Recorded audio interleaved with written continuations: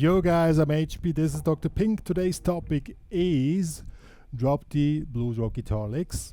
Before you get started, make sure to subscribe to my channel, hit the notification button, and also join the HPCrazy Guitar Academy. What are we talking about today? I'll show you. It's awesome.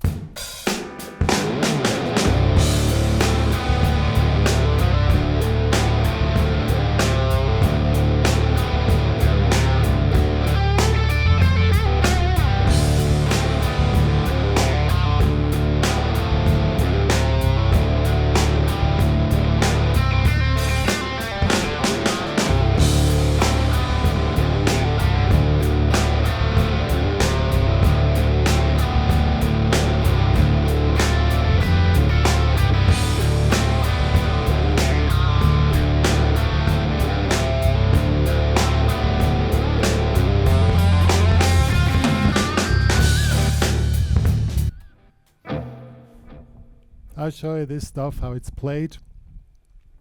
First thing you need to know. Drop D tuning, tune down the low E string to D.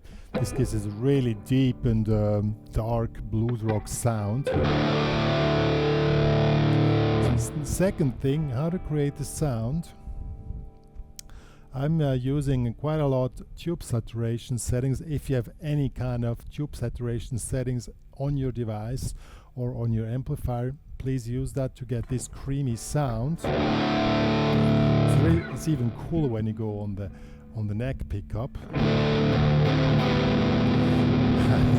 It's like, whoa, what kind of thing is coming here? Is a UFO out of blues rock is coming down to earth, you know?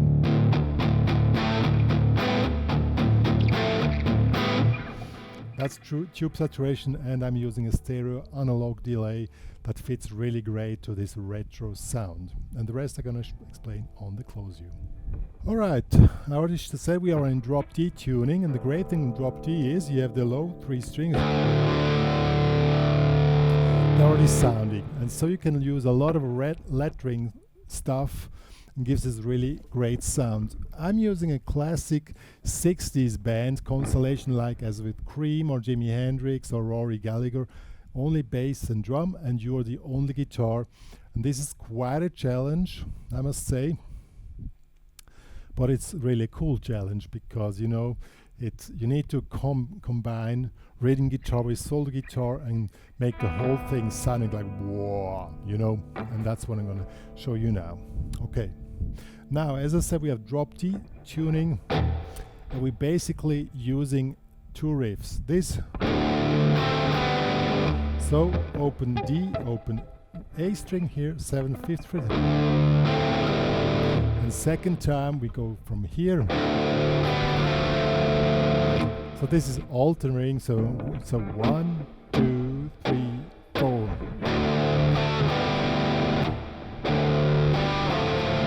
Back, and now you can do any kind of fill-in, and we're going to check out the fill-ins and all the cool stuff you can do.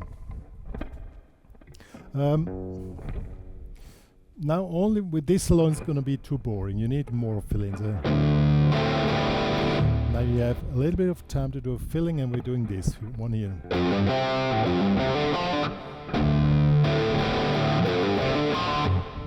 So just 3, 5, 3, 5, 3, 0. And with the 3, 0 at the ending, you have the time to go back to the original position. So 1, 2, 3, 4. Oops. And now comes the second one. Now we make something else. Just like this, but the same, basically the same rhythm, but a different motif.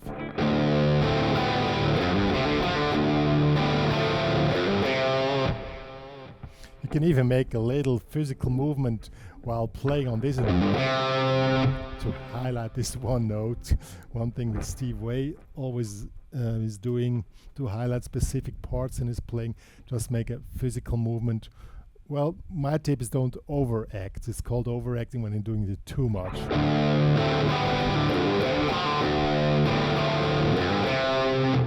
See what I mean? But it's a cool effect. If you can do it, that it looks natural, then it's cool. Then comes the same thing again. And now the last bar, now we have 3 bars. You can do either this or the other one.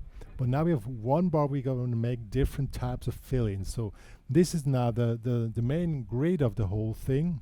These 3 parts, now 1 bar where we can do anything.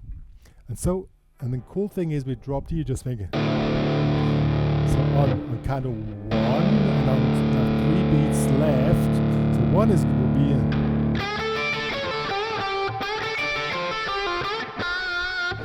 that one fits in 3 bars. So 1, 2. So these are 2, 1, 2, 3, 4, 1, 2, 3, 4. These are 2 beats and 3 beats. And then we're already back. Then the full bar is finished. So 1. And then you go back on the open D string, and then you go back in position. So the whole thing will be.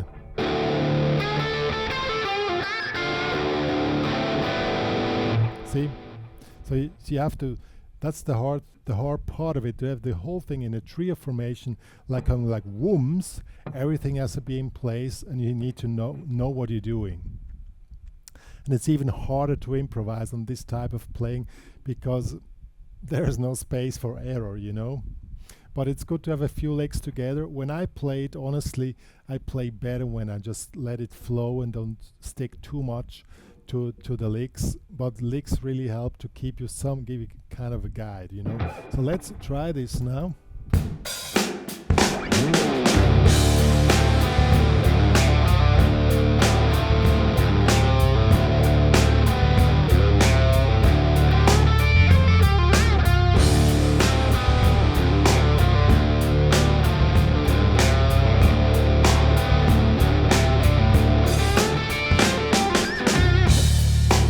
Works really cool. One little detail, if you really have time for that, in the whole stress, when you do this lick here,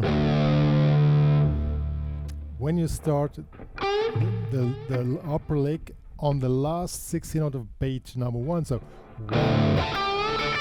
So it's a little bit anticipated. This gives you even more drive. If you have time for that, it's cool. If not, it's also cool. I'll show you.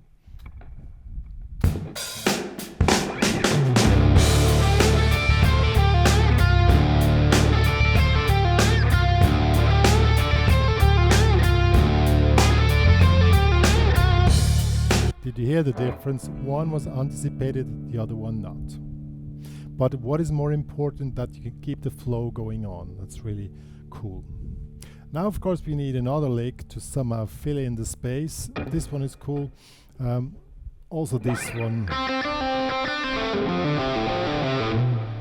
So we have basically, we're using the D minor pentatonics here, which is here. But to make a whole little lick, we start in 1, 2, 3. We start with these 2 notes, and then the lick starts. 1, 2, 3. So you make all in 16 notes, and now you make a repeating phrase till the bar is finished. So 1, 2, 3, 4.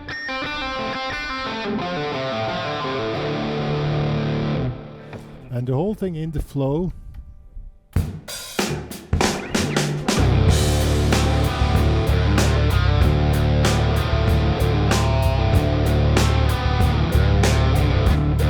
I missed it.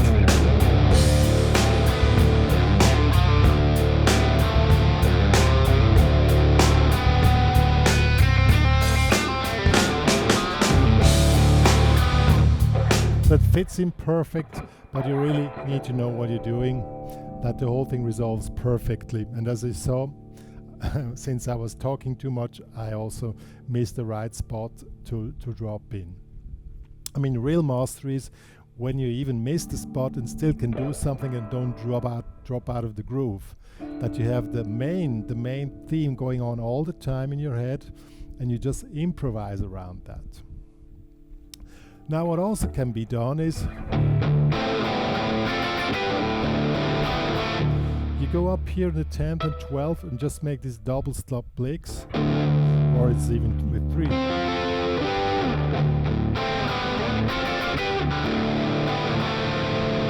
can do stuff like up here. You're pretty free on doing stuff up here.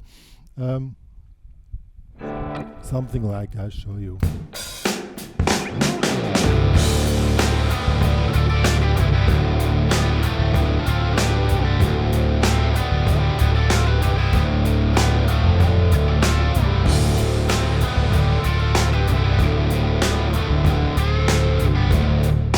What is also cool when you go in this one here? Pinky in the 13th, bending in the 12th, and double stop. That one sounds really dirty. When you listen to this alone, it sounds terrible, but in the groove, it's really cool.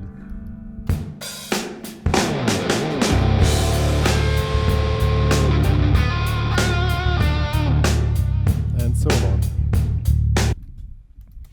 Now let's do like 2-3 more licks, which work really nicely in D minor pentatonic. I really love this one here. You come out of this position, you know, and go into this lettering chord. So you start here, 3, 5, 3, 5, 3, 5, slide in 7, then you go in the lettering. And then you go back here, pull off 7, 5. So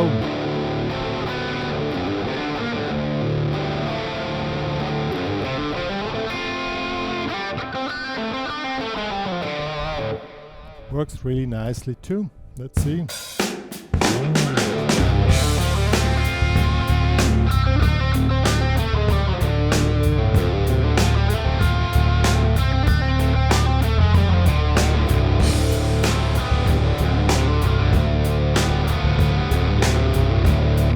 Here you can hear it's only drum and bass, it's nothing else, all guitar, okay?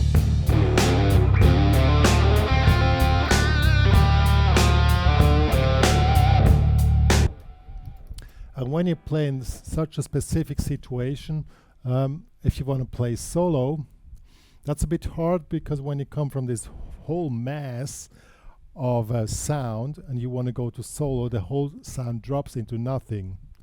So you need to make a short break and then build it up again, maybe add something additional. One possibility is just to do something like this.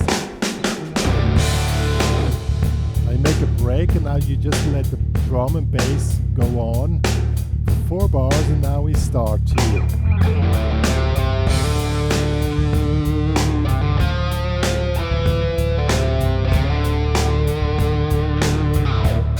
There's a few single notes.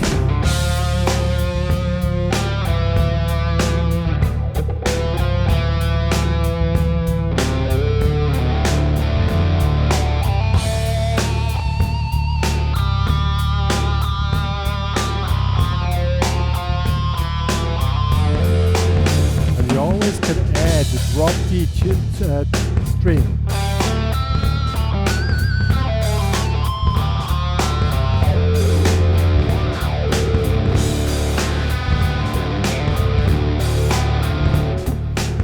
Fits really perfect in.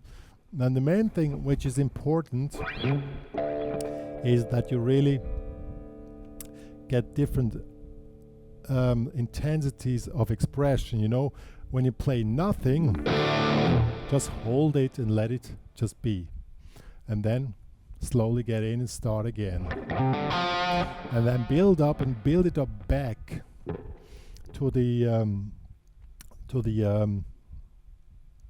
original pattern. I'm gonna play a sequence by the end of this tutorial that you can see what I mean. It's I mean, you need to have a few licks together, but of course it's cool when you just let go and go with the flow, and that's what it's all about. So you need to have a few things together and just try to get into the vibe.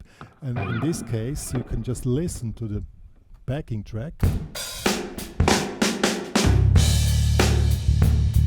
It's a repeating pattern which comes all the time. Boom, boom. Comes all the time. This gives the vibe of the whole thing.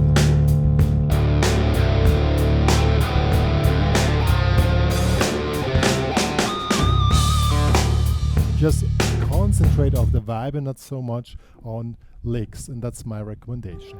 Alright guys, that was it already. Drop D blues rock guitar licks, tricks. One more to say. If you want to download this really cool backing track, which has a few psychoacoustics effects in it to get this vibe going on, it's available in the HPCrazy guitar community, plus the tabs of the main licks which I showed. I'm gonna play a little sequence now to give you more inspiration how you can build up a thing. The main thing is when you do something in a trio or guitar work in general is always to tell a story. Start from somewhere, go somewhere and go back, and keep a whole theme going on through the whole tune. That's what it is all about. I'm gonna show you now.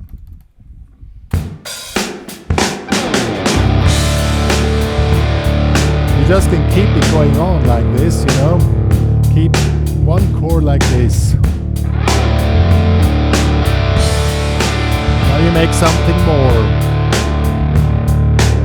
And now we're coming in with the main theme, okay?